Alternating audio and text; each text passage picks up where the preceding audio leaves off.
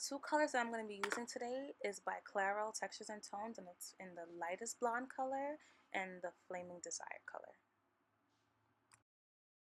I also bought Cream Developer and Powder Developer, and it's always just been a habit of mine since I started coloring my hair a few years ago to just get both, and that basically just stretches the color because my hair is super thick and I feel like 2 box sizes is really not enough. This is the coloring bowl I use, you guys, and I think it's imperative that you get a coloring bowl from the beauty supply store or just a bowl that you really don't use in your house. This is literally the one I got from my shower, so it's not a food bowl. Oh, we are ready to color.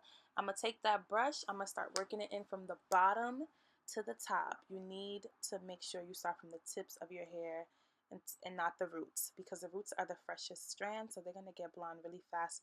But the thumb tips, you need to make sure you spend a little bit more time. That way they have more time to cook. And once it's done, you just section it off and just work each section by section and take your time, because this is not a race. This is not a race, okay? You got this. You got this. So before I rinse out, I just like to do a color check. And as you can see, the blonde is really taken to my hair very quickly. So this is the washout results from just coloring my hair blonde. You see notes of ginger, you see notes of brown, you see notes of blonde, even damn near white at the tips. And I'm really not minding that because I want to go to a ginger color, so this is actually right near the color that I actually want it to be. So here comes steps 2. I'm gonna take that Flame and Desire box of color, which is the second box of color that I purchased, and I'm going to just work that into my hair the same way I did in step 1. Start from the tips, go up to the roots, and definitely work it in with your fingers. Do not be afraid to throw those gloved fingers up in that hair. You just want to make sure that color payoff is all over and it's evenly distributed. I've never honestly used just a brush alone,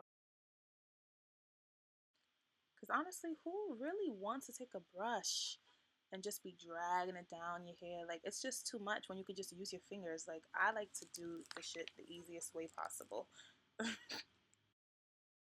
So in this very last clip of me looking crazy as fuck, I basically took the Adore. I love Adore. I am such a fan of Adore.